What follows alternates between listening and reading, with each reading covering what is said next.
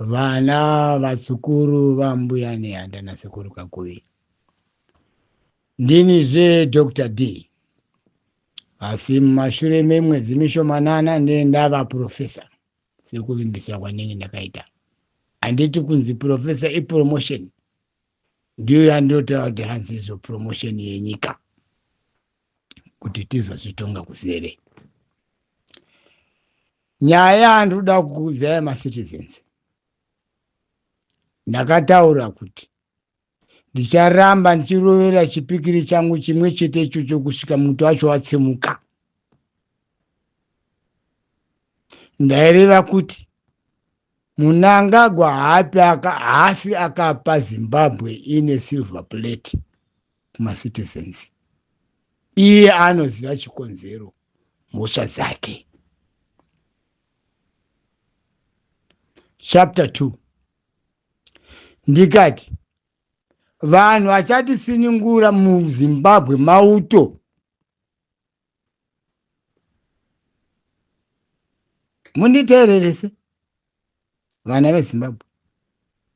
Why ndakataura ndichingogara chingotaura kuti veduwe kana kunochema kumabharakisi kwacho kuzi ndo varizive nyika. Zvana president zvanani kupedza nguva uku zvekuti zvimapato itozozviona nyika tatora. Vabiki vekeke richazogoviwa pamuchato masoja. Muchato wandinotaura ndewekuti keke zvido zvevana veZimbabwe zvichabva mumaoko emauto ndeari kubika keke. Ndamba kutaura kuti muchenjere kuti musaneti mudhara anopenga Dr. D. Handipengini. Remember ndakakutaurira kuti ini handirapi, handising'anga ini. Ende handina svikiro, asi ndinobuda ziya. Kana nguva yangu yadingi yakwana. Saka mashoko andiri kutaura ini iwaya ndo mamwe chete. Kana riri bhata hakuna zverimwe bhata rinongouya richauya richadarika bhata irori randiri kutaurira. Ngatirambe takapfugama tichinamata kuvakomana vedu vakadzipikata ndo varizive nyika. Kwete zvembavha idzi. Izvo ndakada kuti tichazozviona nyika tatora.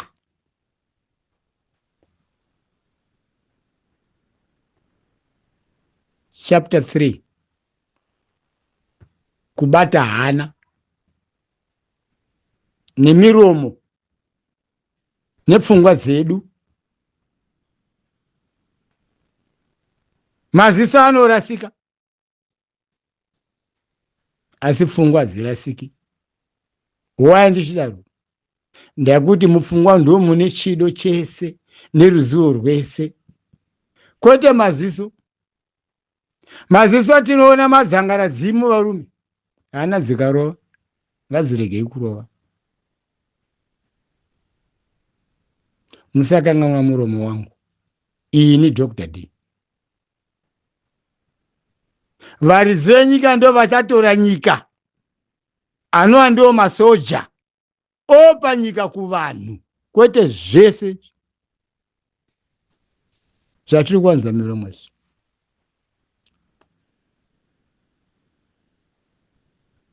Geja redu, badza redu riri kurima. Madhonza ari kudhonza zingamboiti. Iko zvino haachaneti manje. Akuziva kuti ndima takunopedza. Makaona ng'ombe kana ziri pajoko.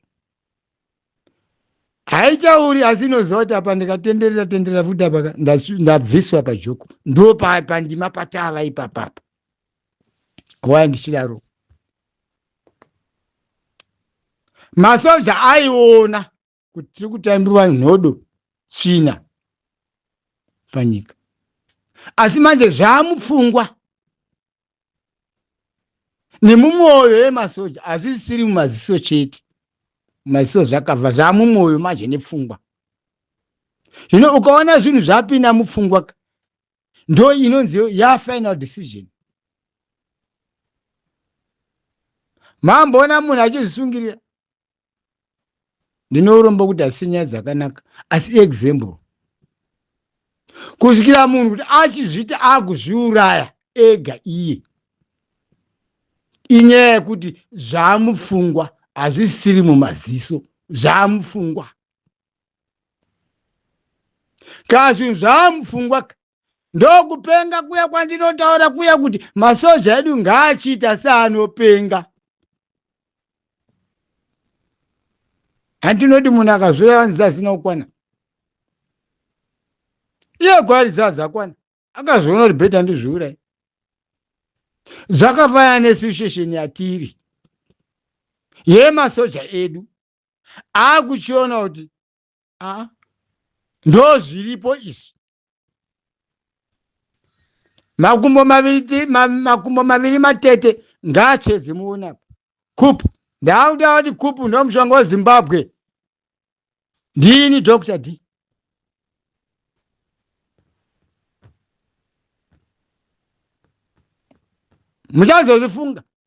Muchazozvifunga musazondibvunze.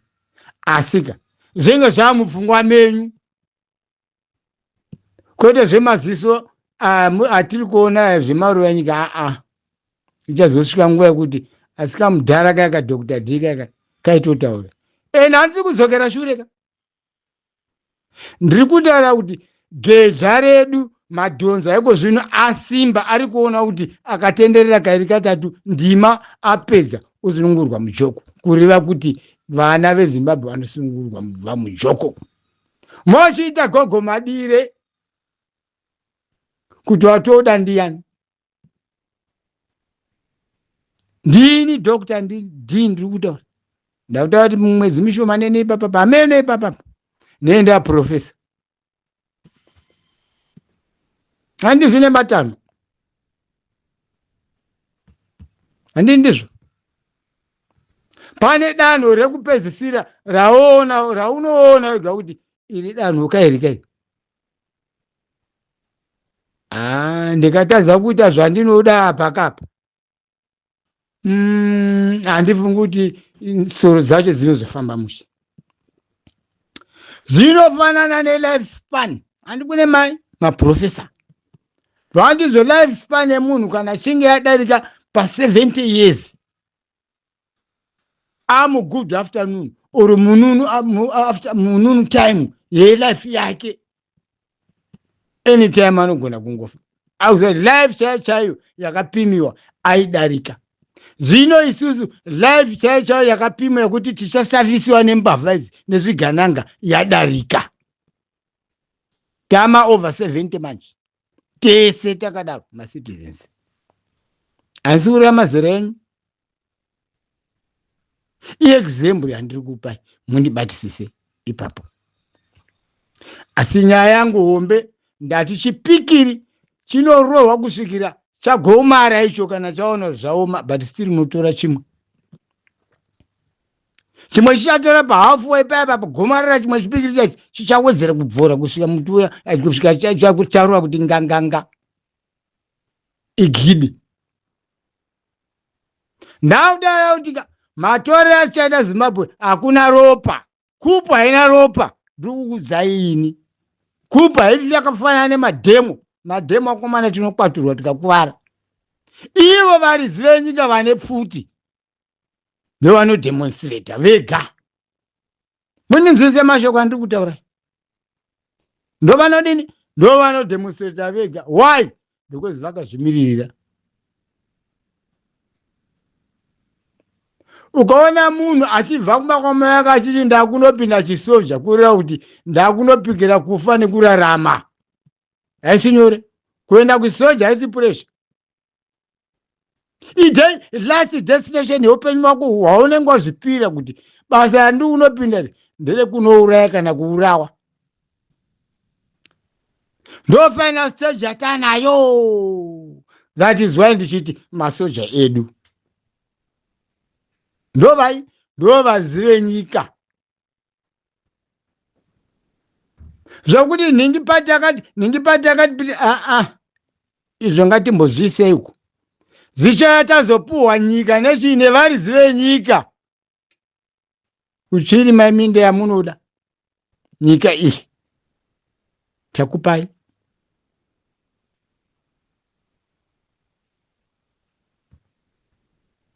Munizwisise? Vakuchinyatsa kuchiona manje kuona kuti zveshuwa patavaka paipaka ndiwo atoti kwanzi majenerali earmy. Mukaona majenerali earmy akutaura shoko rimwe chete nemajunior officers, muzoti ndima yedu inenge yadini yasakurika nekuzunza. Ndini Dr. D. Ndakataura kuti handisinganga, handishoperi, handina svikiro.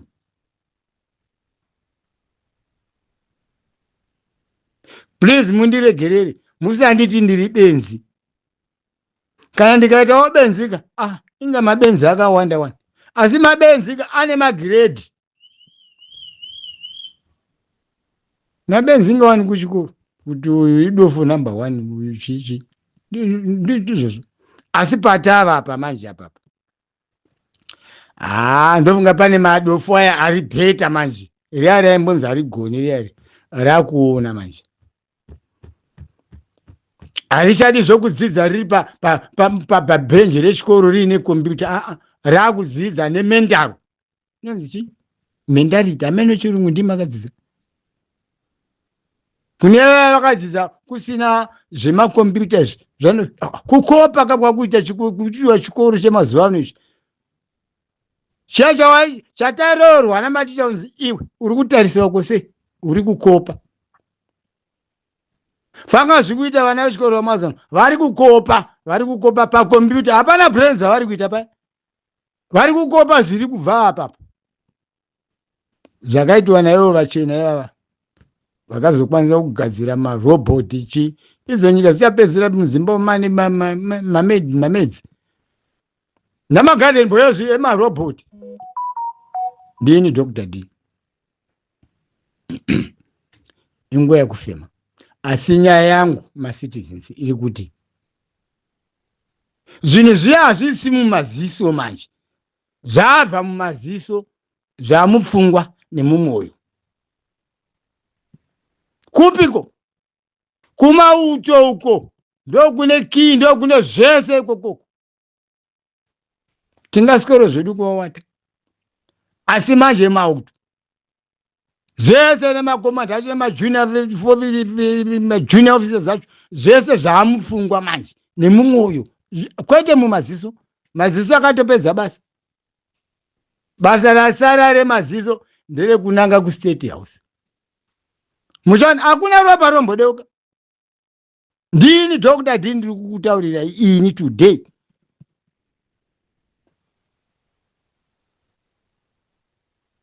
Nasi 24 November.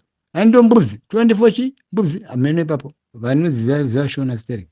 Ndo zashona si zamendari kezi.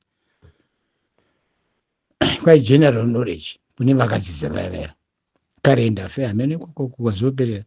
Asi nyaya yangu vana veZimbabwe ndiri kukutaurira kuti zvese zviri kuitika izvi ngatimbosiyanai nazvo. Isu ngatimirire vadzidzi nyika votora nyika vochitikandira. Ndo patichazoona kuti vaya vaitamba nekukanda mota, kukandira mota fanika mabhanzi. Imambo zvoona kupi pasi rino rese. Ndiri kumbobvunza wani mubvunzo. Ndepi nyika yakambozviita inongomwaiwa motikari kuvanhu? Kwete mabhasikoro. Nemabhasikoro acho zvakatombotika, bhasikoro hativerengi. Motikari dzinonzi motikari dzinodhura. Pamusoro pezvo nemari kunga mabhanzi. Asi vana mai nechembere kuZimbabwe vari kubika chimodhoro kuti muri kwane, mwana aende kuchikoro, baba vaende kubasa. Ndodamba kuudzai one day zvamboitika kwandiri. Ndiri kutaura ini Dr. D zvamboitika in my life and hasi kunyeperai. neutongi huripo uhu wamunangako. Apa handisi kutaura, handisi kuita zvekutamba, nda kutaura chokwadi chandakati ini pachangu. Dr. D, ndine mwana wangu wemukomana I1, vamwe vasikana. Saka umwe musi kuseni ini ndakuda kuenda kubasa netsoka kwandaishanda, kwandaitoenda nichimhanya.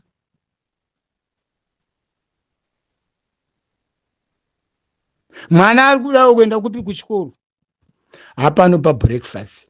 Ndikafunga musiwo munoziva ka musoro wangu unotenderera. Dasi anchiti kana zvinhu zvikazopinda mupfungwa nemumwoyo, Mwari anoona. Takadya munya breakfast unotonhora, hakuna kwa microwave kana chi. Yosa baba wongotorawo misiwa miviri wemunya wekucheka nebanga uya.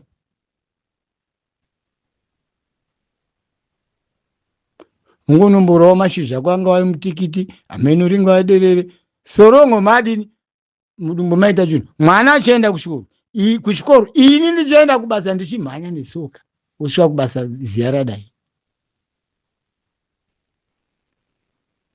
Fananidzo yangu iri kuti izvo, asi vamwe vanowana mari yekupa vanhu fanika mabhanzi, motikari, kunga mabhanzi. Vamwe vachibika zvimodhoro vachidya munya kuseni breakfast, vamwe kutoshaya nemunya wacho. Raziro racho manheru kutorishaya futi sadza racho. Hama dzamwe citizens, zvimwe zvinorwadza zvisimo mubhaibheri, bhaibheri toriona nemaziso eri, asi tikazorivenga mushe musheka zvinokupinda mumwe kuti Mwari wai muchidaro. Munhu unoona maziso ekungomwaya kupa kunga mabhanzi. Nduziva vanhu vashi macitizens, zvinorwadza sei. Zvipatara zvinei, ndozokoro dzacho zvandogara kutaura kuti handidi kugara ndichizvinzwa izvozvo. Ndaikuti headline, zvipatara zvina mishonga, hakuna kana chii, hapana.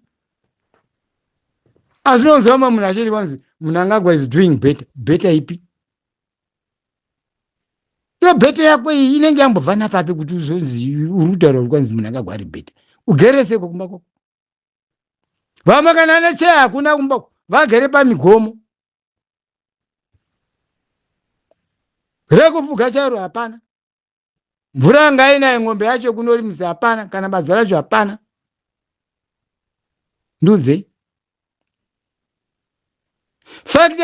factory yangu yemakorokosa yekukorokosa ndo factory, ndo industry yeZimbabwe. Todi hapana. So ukanotengesa 1 ounce yakoyo 2 ounce zako izvozvo utoziva kuti rangu ranhasi ratofamba. Asi vakuru vacho achinokora goridhe racho zvimwe singapoiti. Iwo abuda zana nekucherera nepiki nefoshoro, kwete muchina kokuzoti ava vari kucherera nemakatapira. Macitizens, chindizwai. Asi Mwari ndewedu tese. Mashoko angu ndeyekuti zvakabva mumaziso umu, zvino manje zvamupfungwa nemumwoyo wemacitizeni nemasoja edu. Zvarwadza. Ndakamboda kuti kana kunochema kuenda kumabharakisi kwacho, ndakuti ndovaridzire nyika. Hakuna unomborwa nempama kunyepa, ndovaridzire nyama. Baba vanga ndirova nchiti baba ndakuwara nenzara, mai vanga ndirova ndichiti mai ndakuwara nenzara. Azvite vanongoti ndapanzwa mwanangu, chireka tionoti chodini. Ndizvozvo zvimwe chete nekumabharakiwo vanoti vana tazvinzwa, chidzokerai tione toita sei. Hakuna kana munhu wana anobhusurwa kana chi, hakunzi kumaporisa kumablack books uko kuvaridzi venyika, kwete matsotsi amafazi maporisa and all that nonsense. Ndini Dr. D. mbavha idzi tichaziona kana nyika masoja atora nyika. Kwachizotanga zvaa zvinonzi hazvitangiki. Ndiani mbavha isiri mumabhuku? Dzese mbavha ziri mumabhuku. Sachozotinetsa ndechipi? Hakuna mbavha inotsvakwa. Kungoburitsa maredhiyo ningina muri kudiwa paofisi mangwana kuseri na8 o'clock. Failure to report, you are in for a very good high jump. Chikurupi chakamiriroko. Hakusina zvokuti judiciary captured. Dova kakapture vacho vanenge varimo mumazita imomo vari kuverengwa futi. Go and report there by 8 o'clock. Failure to that, Chikurubi. Still yagara chinguwa one way, Chikurubi. Vachazvipira vega kuti tauya. Povo ndechaona zvokuita nawo. Yarongo yaitwa reform. Kubva kwese ringava department ripi zvese zvaitwa reform. Mbavha dzesoko. Kune kwane makoti nema high judge, majaji anoziva zvavari kuziva vanotonga mhosva semhosva. Kwete mhosva dzinotongwa muchiziva kuti vanhu vakadambura musoro watapuwa ndo vari kunze, vasina mhosva ndo vari mujeri. Vakaba mari varipo, vari scot free, vana chimombe ndo vari kukaura vari mujeri. Uyo hatikwanzizvo pasi nezanu ari kukaura ari mujeri, uyo ari pamberi ndo ari kunzi scot free. Ndo judiciary iyoyo. Ndubvunza kune mwana weZimbabwe. Ndizvo here zvakafira vakoma namhandara nedzimwe chembere dzese dzakaumburuka. Vamwe vakafa nevana vakabereka kumusana uku. Ndo zvakatisira mbuya nehanda izvozvo. Ndo zvakafira magamba edu makuru izvozvo.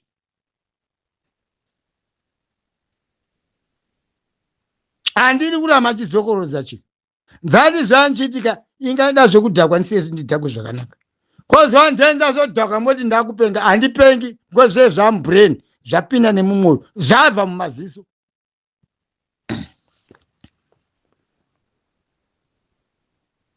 Maziso magirazi anoona double asi kana chapinda mupfungwa kana wafunga kuti wakunofa unonofa.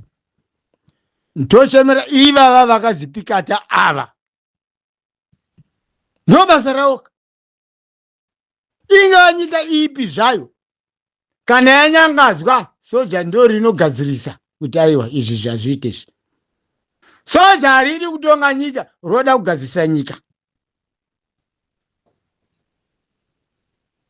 Ndiani soja roda kuona munhu achingopiswa nemoto nematai mahara achipisirwa matai? Soja hazi jaji. Asi anogona kufunga kudarika jaji. Ari kutonga mhosva zisina nebasa resu. Zana shoko muhomwe. Ndapota vadikane vangu. Ndini Dr. D. Asi mazuva mashoma ruda nenda profesa. Waya ndichidaro ndenge ndasununguka. Koto profesa wokupiwa. Wamwari. Ndati handipengi. Handisi ng'anga. Ende handiroti. Handina svikiro. Asi ndinobuda ziya. Okay. Vana Zimbabwe. Ini zvekuti ndirambe ndopota ndichingoto shunye tichiyeuchidzana. Kuyeuchidzana tizive kuti patava ndepapi. Ndati madhonza ari kudhonza. Ari kuona kuti foro yatenderera yasara bande kutenderera kairi katatu kana. Joko rosununguru. Kusunungurwa kwomunhu wese muZimbabwe. Joko iri rakasunga munhu wese kusiya kweavo vari kukanda mari nemadzimotikari fanika mabhanzi. Munoziva vanhu vari kutambira mota idzika dai vaizvifananidza nezvinoitwa imbwa. Imbwa wakaikandira so. chikafu utsinye wadini kuisira mundiro yadha zvakanaka ukanyakanya masadza ako apa kana paine mukaka woisa mameno kana mune mari dzotenga makinyani mbwanyu mochengeta zvakanaka kusataura kwembwa hazvirevi kuti haina pfungwa macitizens eZimbabwe ada kutaura mujeri vanyarara hazvirevi kuti havana pfungwa tibatanizvo asi chinhu chinondijekesera in my life kupu haina ropa haifanani nemadhemo azvite dhemu unonoti mudhemu une pfuti ndo varidzi venyika varipo masocha ndo vatata ini Dr. D ndo vandatarisira izvezviso vakomana vangu ivava nava makomane zvese vanopesira vangwa muhwaiwei vese kwezi zvabva mazo zvese zvakuvabaya manje zvamufungwa zvamumwoyo ndini Dr. D. Okay, vana veZimbabwe kushumaira ikoko kwakanaka ini kushumaira kwangu hakuna kwana amenika kuya izvo ndezvimwe tozosangana kumachechi kwedu uko chichi takuziva kuti hakunamata zveshuwa kwete kunamata hurumende kwete kunamata ZANU-PF kunamata ZANU-PF kwete kunamata Mnangagwa toda kunamata rudo rwaJehovha rwemunhu wese iye musiki wedenga akatisa pano pasi achatitora nenguva yake kana yakwana kwete kufa nekupondwa nezani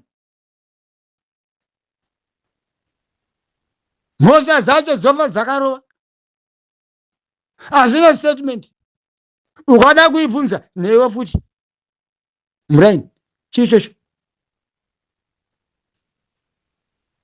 please ndapota ngatitsigirei masoja edu ndo varidzi vedu ndo varidzi venyika ava mani maita seku kuti vepo Zimbabwe mbavha ziita zvesezvo ipfuti yakanorova kusango ikasiya misoro yevanhu ropa rikasara chideuka mani mimi vamwe vakaridzwa nemvura mani vamwe varuma masigirevhi izvozvo vasina kumboteerwa kuti kwanzi izvozvo vabvunzei tati tichienda kuona mutateerwa zvichupa zvosara saka zvichupa zvacho zviripi kune kwazviri ngavasecho unhingi uripi chitupa chake tinacho uripi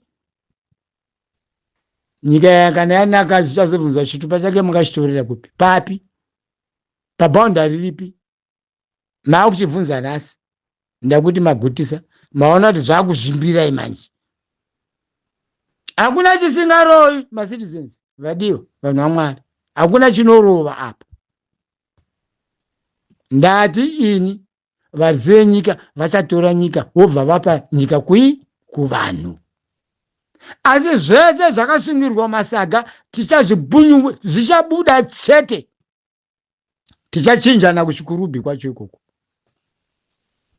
ende handiti mbogadziriswa chikurubhi iwe mahigh maximum iwe maprizona wa handi mitombo inogadziriswa kana kuti inoiswa mibhedha yakafovera muflow imomo muri kutambura vana vevhu vari izvezvi nhasi vasina kana mhosva kufira muromo wechokwadi chichocho ndini Dr. D. That must come to an end. I quote, and I appeal, this must now come to an end. Ina handina pfutini ena hamundooni psiriri macho kunoona ropa vana vachifa kwatakapfukunyuko kwaiva nemvumo yekunzi wafa kwete musiriti mosvita munhu musiriti ari kuchema kuti ndafa nenzara. What type of you imi maporisa mimi imboka dzavanhu dogs mahaina mapere zvimbwa mupengo. Okay, vana Zimbabwe ndofunga mashoko angu mwaze mwana dzenyu asi chekutanga handipengi handisinganga handina svikiro asi ndinobuda ziya ndokutendai macitizens eZimbabwe morara wamunyasha.